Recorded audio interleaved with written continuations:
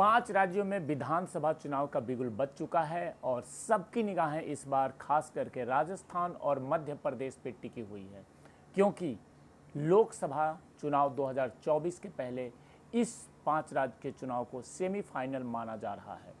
सभी दलों ने अपनी अपनी पूरी तैयारी कर ली है, लेकिन मुख्य लड़ाई इस बार इन 5 राज्यों में देखा जाए तो भाजपा और कांग्रेस के बीच है।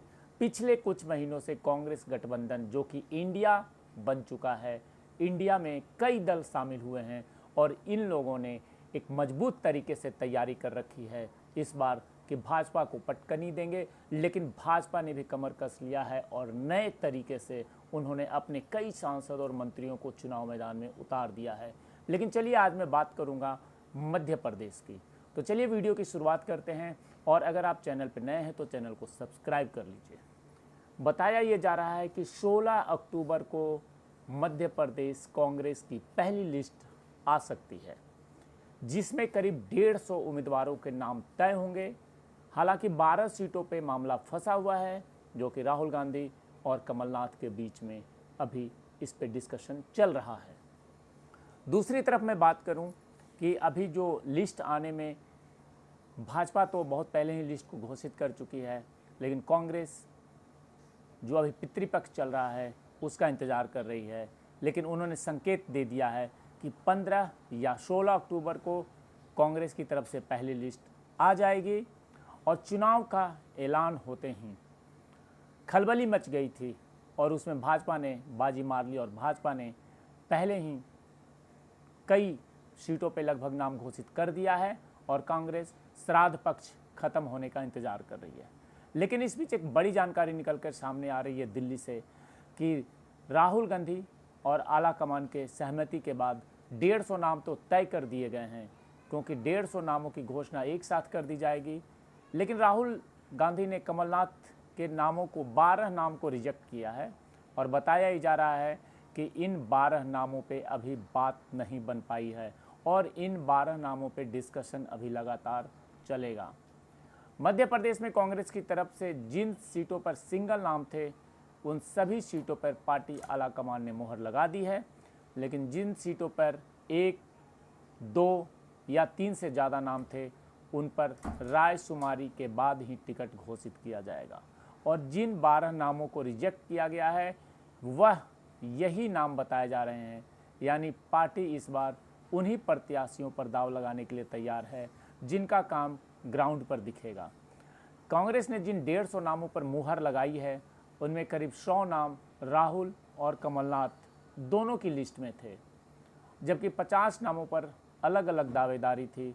और बताया ये जा रहा है कि कमलनाथ और राहुल गांधी की सर्वे टीम अभी भी प्रदेश में सक्रिय है और कई शहरों में कई सीटों पे अभी भी उनका सर्वे चल रहा है।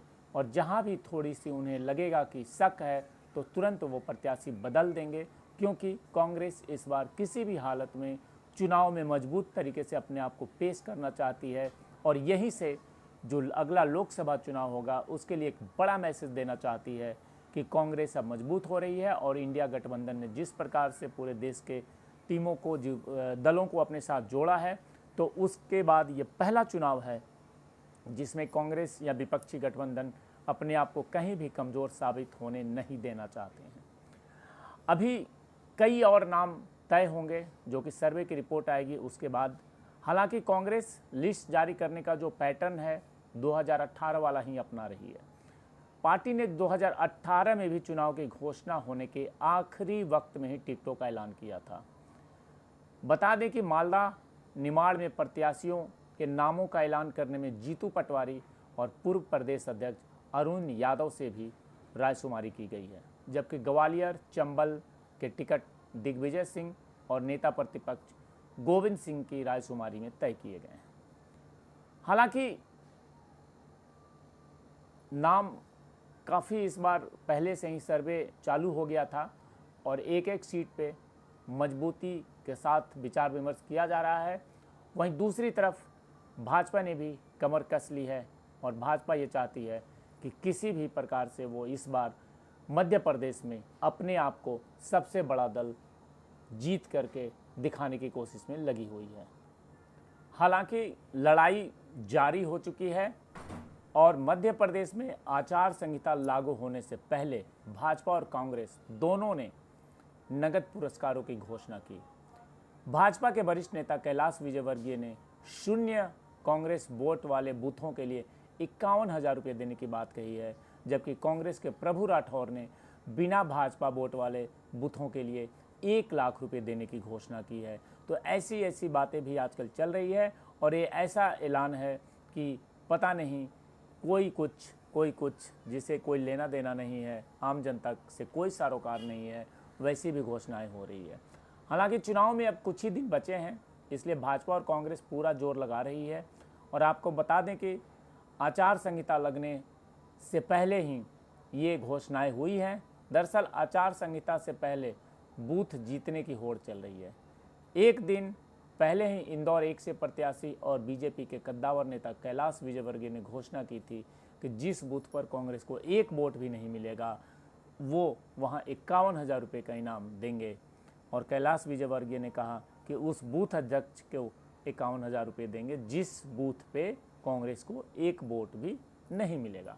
हालांकि अब ऐसी घोषणा जब कैलाश विजयवर्गीय ने करी तो कांग्रेस भी कहाँ पीछे रहने वाली थी।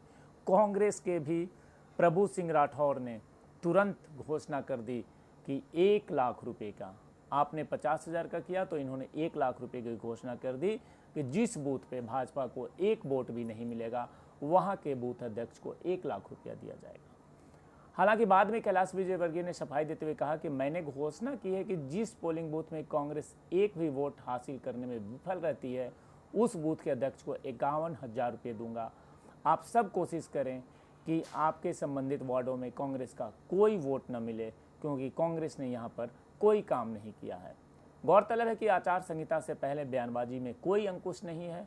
यदि आचार संहिता लागू होती है तो यह घोषणाएं दोनों ही दल के लिए आचार संहिता का उल्लंघन माना जाएगा। लेकिन फिलहाल बूथ पर कार्यकर्ताओं में जोश भरने के लिए स्पर्धा चालू हो गई है और 100% अपनी पार्टी को मत दिलाने के लिए दोनों राजनीतिक दलों ने बूथ कार्यकर्ताओं को इनाम की घोषणा की है।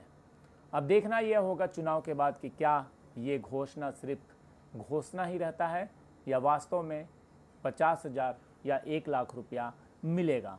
तो चुनाव की बिसात जब भी बैठती है तो सभी राजनीतिक दल अपने तरीके से चुनाव लड़ने के लिए कुछ भी बयानबाजी करते हैं, कुछ भी घोषणाएं करते हैं और एक चुनाव को जीतने का एक ये लालच कह सकते हैं, एक प्रोपोगंडा है कि किसी भी हालत में हमें इस चुनाव को जीतना है, हमारी अपनी सरकार बनानी है।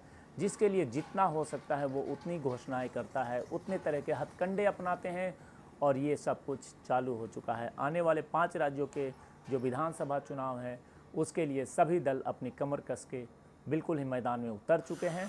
लेकिन चलिए देखते हैं कि आगे चुनाव का परिणाम कैसा होता है।